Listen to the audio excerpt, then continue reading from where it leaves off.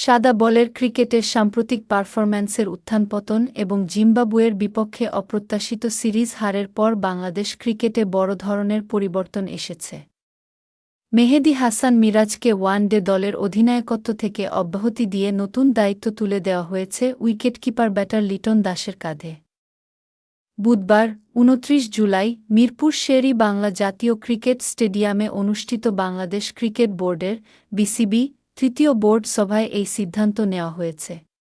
এর ফলে আগে থেকেই টি-টোয়েন্টি দলের নেতৃত্ব সামলানো লিটন এখন থেকে সাদা বলের দুই ফরম্যাটেই ওয়ান-ডে ও টি-টোয়েন্টি বাংলাদেশকে নেতৃত্ব দেবেন। বোর্ড সভা শেষে বিসিবি সভাপতি তামিম ইকবাল এই রদ-বদলের পেছনের সুনির্দিষ্ট কারণগুলোও পরিষ্কার করেছেন। আমার মতে আমাদের তিন ফরম্যাটে তিনজন অধিনায়ক রাখার ধারণা থেকে বের হয়ে আসতে হবে।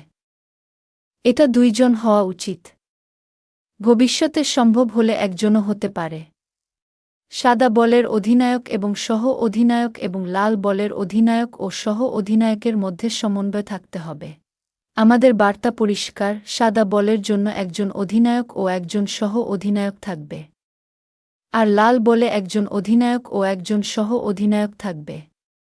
যেটা আগেও ছিল, এখনও সেটাই। মিরাজকে নিয়ে তামিমের মূল্যায়ন, আমার কাছে মনে হয় আমরা তাকে একজন ক্রিকেটার হিসেবে আরও বেশি মূল্যায়ন করি।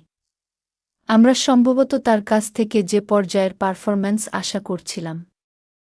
আর এর সঙ্গে বাইরে থেকে আসা নানা ধরনের কথাবার্তা এসবই তাকে প্রভাবিত করেছে বলে আমাদের মনে হয়েছে। তার যে পারফরম্যান্স দেখে আমরা অভ্যস্ত, আমরা তাকে সেই পর্যায়েই দেখতে চাই। প্রত্যেকের সঙ্গে কথা বলেই তামিম এই সিদ্ধান্ত নিয়েছেন। এখানে মিরাজ, শান্ত ও লিটন যারা যারা জড়িত, প্রত্যেকের সঙ্গে আমি ব্যক্তিগতভাবে কথা বলেছি। তারা আমাদের চিন্তাভাবনা বুঝেছেন এবং একমত হয়েছেন।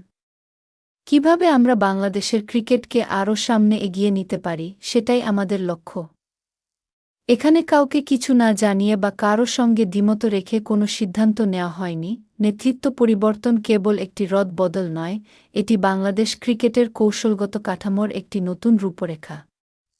২০২৭ ওয়ান-ডে বিশ্বকাপ পর্যন্ত লিটন থাকবেন অধিনায়ক।